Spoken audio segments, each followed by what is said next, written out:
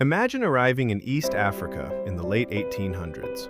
Before you lies a land of powerful kingdoms. To the west, the mighty kingdom of Bunyoro-Katara.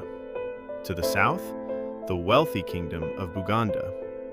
To the southwest, Ankole. To the east, Busoga. Further north, Acholi, Longo, and Teso.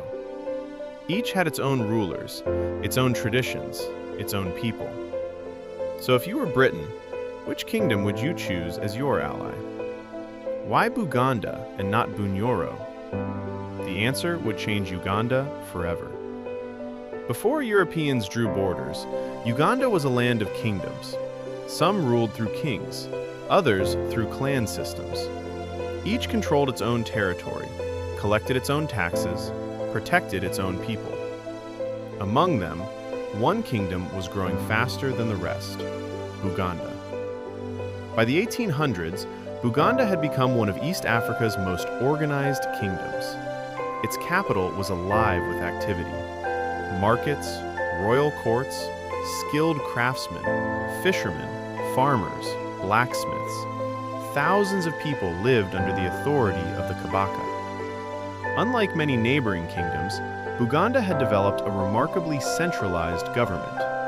Every chief had responsibilities. The kingdom collected tribute, maintained roads, organized military campaigns, and governed through the Lukiko, one of Africa's oldest advisory councils. To outsiders, Buganda looked stable.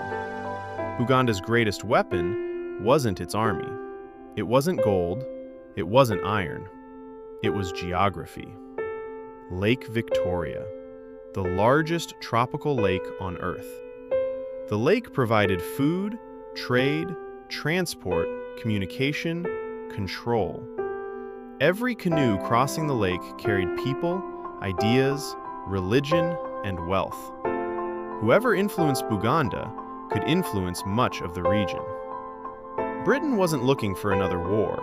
It wanted administration, trade, influence, and stability. Running a colony directly required enormous resources. But what if someone else could help govern? Britain saw something unique in Buganda, a kingdom that already had a king, chiefs, tax collectors, courts, an army, an established political system. Rather than build a government from nothing, Britain could work through the one that already existed. But there was one kingdom Britain could not ignore, Bunyoro-Katara. Once the most powerful kingdom in the region, ruled by Omukama Kabalega. Kabalega refused to surrender. He understood exactly what colonial rule meant. Loss of independence, loss of land, loss of sovereignty. Instead of negotiating, he resisted. For years. His resistance inspired many, but it also made Bunyoro a difficult partner for British administrators.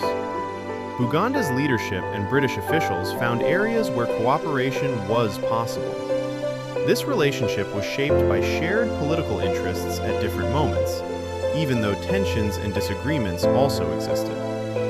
Britain increasingly relied on Buganda's administrative structure.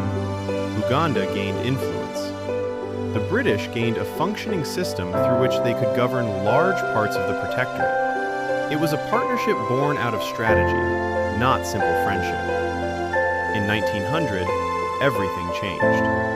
The Buganda Agreement formally defined the relationship between Buganda and the British administration. Land ownership was reorganized. Chiefs received new responsibilities. The Kabaka's position was recognized within the colonial system. The agreement strengthened Buganda's administrative role, but it also reshaped land rights and political power in ways that would have lasting consequences. Historians still debate its full impact today. Britain had made its choice. Buganda became central to the administration of the Uganda Protectorate. Other kingdoms experienced colonial rule differently. Some cooperated, some resisted. Some lost territory, some gained influence. The effects of those decisions did not end with colonial rule.